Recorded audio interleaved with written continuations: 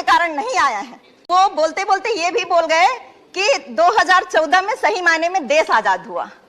मैं कहना चाहती हूं कि आप ऐसा बोल के उन तमाम स्वतंत्रता संग्राम सेनानी जिन्होंने देश के लिए अपनी कुर्बानी दी, उनका आप अपमान कर रहे हैं। गुलामी की दास्तां आप क्या जाने रमेश बाबू, गुलामी देश को आजादी दिलाने में कितनी यातना झेलनी पड़ी, कितना अन्याय सहना पड़ा, कितना अत्याचार स्वतंत्रता संग्राम सेनानियों को सहना पड़ा, वो आप उनके परिवार को जाके पूछिए कि कैसे उन्होंने यातना झेली है। आप तो उन नखून कटाने वालों में भी नहीं है, आप क्या जानेंगे।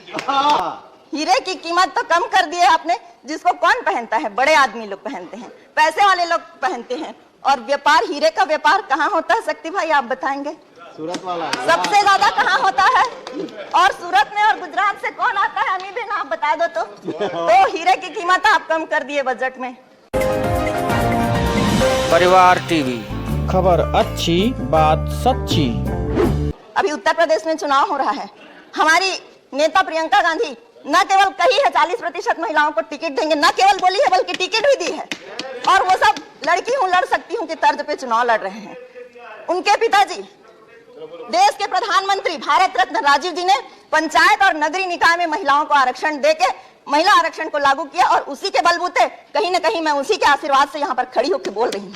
और मेरे जैसे अनेकों महिलाएं पंचायती राज और नगरीय निकाय से होते हुए यहाँ तक पहुंचे हैं। आपके पास बहुमत है, आप नारे तो बहुत देते हैं, लेकिन उस नारे को सार्थक भी करिए, तभी सही मायने में वो नारा रहेगा, वरना केवल एक कागज के पन्ने में लिखे हुए शब्द हो जाएंगे। आप कृषि में आमदनी दुगना होगा करके पिछले समय बजट में भ्रमित किए लोगों को। आमदनी कृषि में दुगनी तो हुई नहीं, लेकिन लागत जरूर दुगनी हो गई। आपके पेट्रोल डीजल के मूल्य बढ़ गए, आपके कृषि उपकरण के मूल्य बढ़ गए, आपके ट्रैक्टर में जीएसटी को डबल कर दिए, जितनी लागत है वो डबल हो गई, और आमदनी तो कुछ भी नहीं बढ़ा कृषि में। आज लोग कृषि से पलायन कर रहे हैं, लोग आज खेती नहीं करना चाह रहे हैं। आपने यूरिया का दाम बढ़ा दिए, लोग खेती से मुंह मोड़ रहे हैं। और सही मायने में आपको खेती के बारे में जानना है, और सही मायने में आपको खेती की आमदनी दुगुनी हो कैसे हो रही है ये जानना है, तो आप छत्तीसगढ़ आइए। छत्तीसगढ़ के सरकार से कुछ सीखिए कि हमारे यहाँ छत्तीसगढ़ में 3 साल के कार्यकाल में छत्तीसगढ़ के पूरे किसान कर्ज मुक्त हो गए हैं। 2500 रुपए धान का समर्थन मूल्य, 1 क्विंटल धान का समर्थन मूल्य 2500 रुपए मिलता है। किसानों को 1 एकड़ में 9000 हर किसान को साल में एक बार हमारी सरकार देती है, जो भारत के किसी भी राज्य में नहीं है।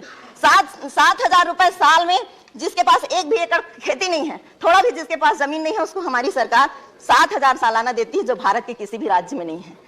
नरवा, घुरवा, गरवा बारी 4 प्रोजेक्ट लाके खेती की आमदनी को दुगुनी कर रही है। मैं उस छत्तीसगढ़ के बारे में विस्तार से नहीं जाना चाहूंगी, आप आके देखिए कि किस ढंग से खेती को दुगुना आमदनी किया जाता है। वहां के लोग अब, वहां के नौजवान अब खेती की ओर बढ़ रहे हैं, खेती करने को सोच रहे हैं, और अनेकों ऐसी योजनाएं छत्तीसगढ़ में हो रहा है, जिसके कारण हमारे वहां के यशस्वी मुख्यमंत्री भूपेश बघेल जी को कई बार केंद्र सरकार पुरस्कार देके यहाँ बुला के पुरस्कार दी है। तो आपको कुछ सीखना है खेती के बारे में, तो आप छत्तीसगढ़ आइए और सीखिए, और वहां की योजनाओं के बारे में जानिए।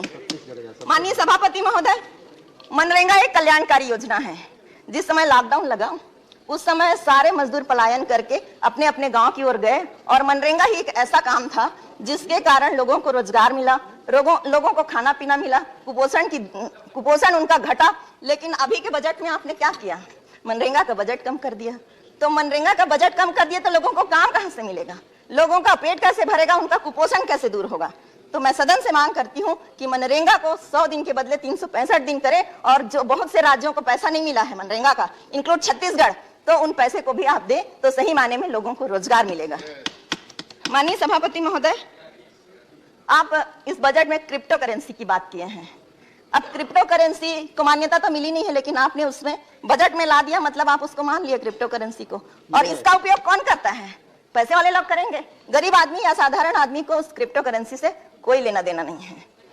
माननीय सभापति महोदय, अभी पूरे विश्व में विचाराधीन कैदियों की संख्या 76% भारत में सबसे ज्यादा है। आपके पास वकील नहीं है, आपके पास जज नहीं है, आपके पास न्यायालय में काम करने वाले बाबुओं की संख्या नहीं है। इसलिए क्या हो रहा है, 76% कैदी आज भी जेल में है, इंतजार कर रहे हैं अपने न्याय के लिए।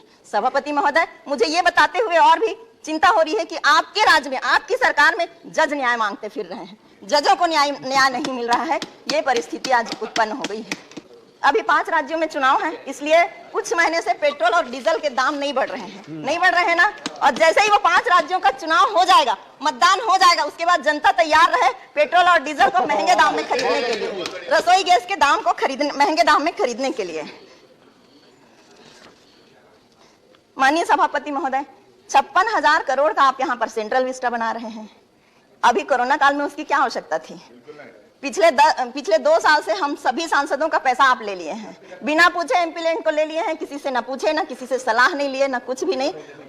और आपके, जबकि आपके ही सांसद ज्यादा हैं, लेकिन आपके सांसद बोल नहीं सकते, वो चुप रहते हैं। मन की बात हम सब सुनते हैं, मन की बात रेडियो में हम सब सुनते हैं, लेकिन जन की बात कौन सुनेगा? जन की बात आप सुनते ही नहीं, लोगों की समस्या आप सुनते नहीं। घंटी बजा दिए, मैं समझ रही हूँ, 2 मिनट और लूंगी, बस ज्यादा समय नहीं लूंगी। माननीय सभापति महोदय, देश में तरक्की केवल 2 लोग की ही हुई है, केवल 2 लोग की ही तरक्की हुई है। एक सबसे अमीर पार्टी भारतीय जनता पार्टी, और दूसरा भारतीय जनता पार्टी के मित्र जो विश्व में सर्वाधिक पैसे वाले व्यक्ति हैं। परिवार टीवी, खबर अच्छी बात सच्ची।